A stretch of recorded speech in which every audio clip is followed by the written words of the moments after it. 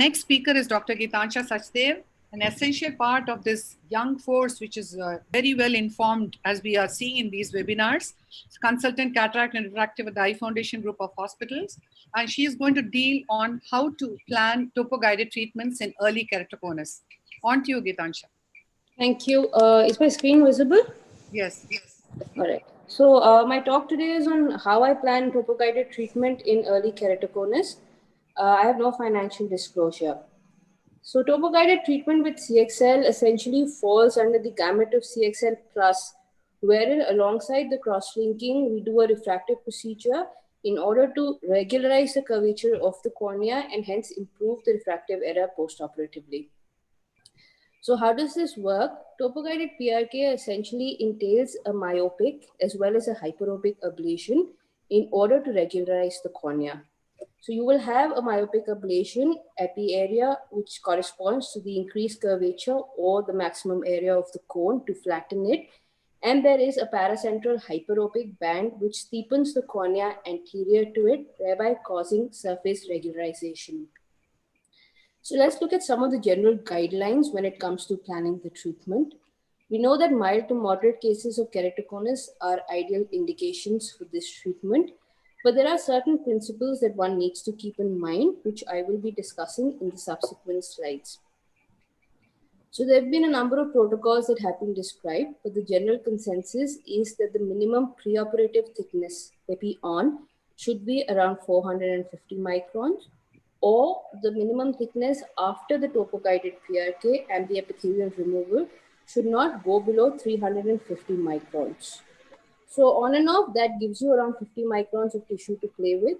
However, there are certain publications wherein they've gone with ablations which are as deep as 80 microns, provided the preoperative corneal thickness was adequate. So at the end, you should not leave behind less than 350 microns. Here, the optic zone size can be reduced to around 5.5 millimeters in order to save some tissue. Emmetropia here is never the goal. All you're trying to do is make the cornea a little more regular in order to have better post-operative vision. Additionally, CXL here has a hyperopic shift and a refractive effect, which needs to be kept into mind. So as a general protocol, one should undercorrect for about 40% in the conventional approach, which is associated with more haze and more flattening, as against the accelerated protocol, which should have about a 20% undercorrection. So essentially one begins with correcting the higher order aberrations, then goes on to debulk as much of the cylinder as the tissue allows, going up to about 80% with the accelerated protocol. And then if there's any tissue left behind, we correct the sphere. Now it works both for centered as well as decentered cones, and there has been an improvement in the visual acuity and keratometry in both. However, significantly better results were found with centered cones. They've also tried this with the wavefront guided approach.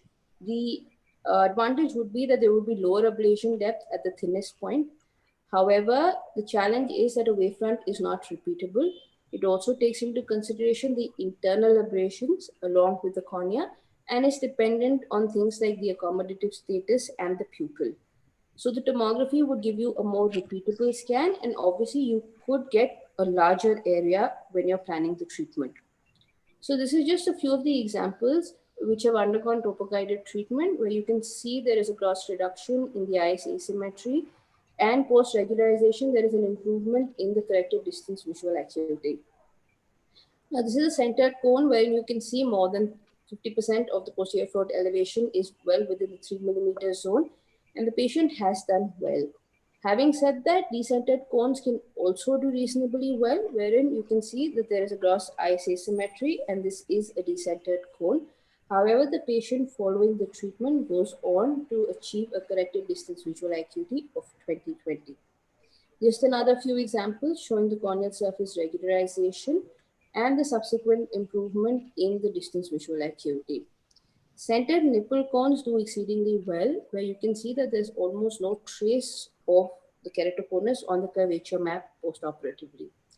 Now, another important thing that entails discussion is the way to remove the epithelium.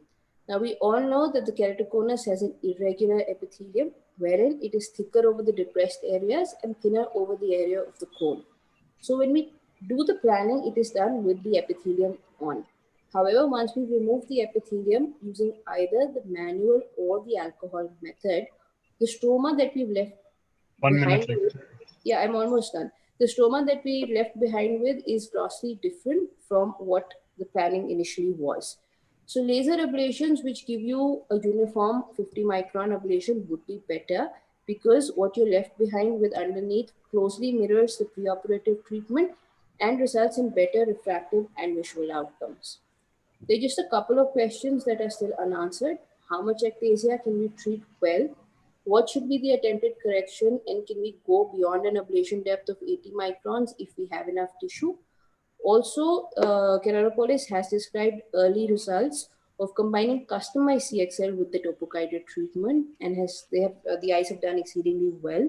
However, we will need certain more studies in order to see the how both customized CXL and topoguided PRK with CXL work. So I just like to conclude by saying this is a promising procedure, especially for early keratoconus, and it does offer the patient a certain degree of spectacle independence postoperatively, which would not have been possible with cross-linking alone. Thank you. Thank you, Gitansha. That was a very crisp talk. I have a question for you before we go on to our next speaker.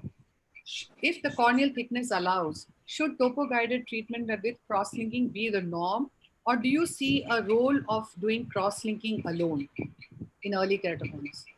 I personally think that if the patient does not have a good best corrected spectacle visual acuity, a combination with the topo-guided PRK does exceedingly well. So if there's enough tissue, one should go on to treat as much, rebulk as much cylinder as possible, and also the sphere, and the patient would do exceedingly well. Anything to ask Dr. Praveen before we go on to our next speaker? Nothing specific because I think we're running short. We'll probably move on, but nice talk, Gitansha. And